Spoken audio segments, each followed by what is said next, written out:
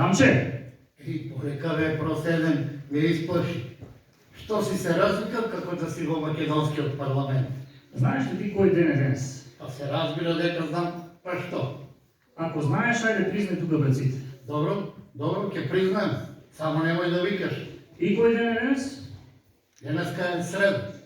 Среда, ама која среда, Па Рамзес? среда пред четврток и пред твојот најомилен ден петок. Зашто пак петок ти е омилен ден? Па петок е пазарен ден во Каменица. Добро, значи денес е среда, а кој датум е? Ау, висок датум. Каков е пак тој висок датум? Датум кога јас и Селвија сме ја спискали целата социјалка. Ја земаме во понеделник и веќе денеска аж нема. Добро. Не е добро. Што ќе правиме до следната социјалка? Значи денес е среда, месец март, ама кој датум те прашувам? Па ти кажам бе, проседен, прости како проститут. За мене и за Селвија е многу висок датум. Значи денес е среда, пак ти кажам, ама кој ден? Кој ден? А трет ден понеделак. Не бе тоа, кој датум е 6, 7, 8? 8 март бе проседен, токмак. Абе, не ти е срам, види колкав си суртук, а не знаеш кои датуми си. Со вакво знаење ти ќе дотуркаш и до заменик министер и тоа во Европската унија. Ќе се туриш од кркање бихтеци.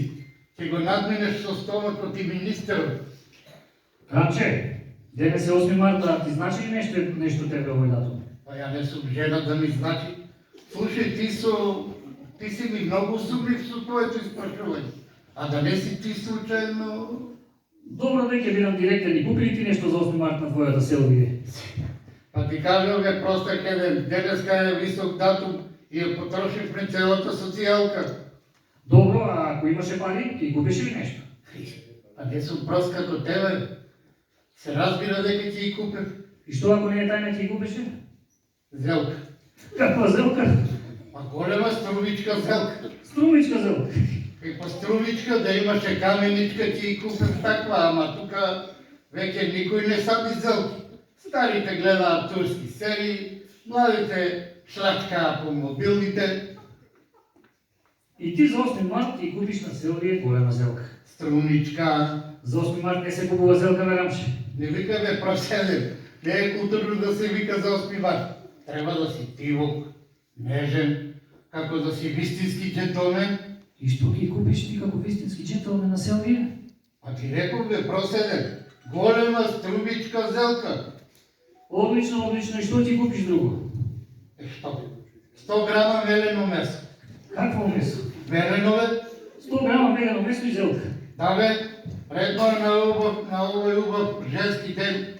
Јас и моето Селвија да се растуриме од јадење растурена сарма. Сите на жените им купуваат цвеќе. Аре бе, не ме махте.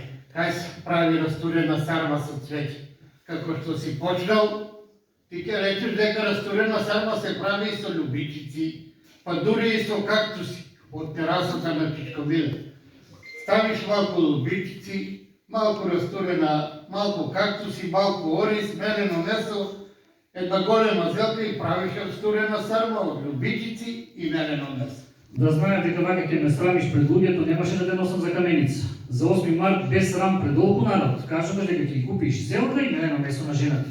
Па да не сакаш ти да ја купам зелка и мелено месо на купшиката?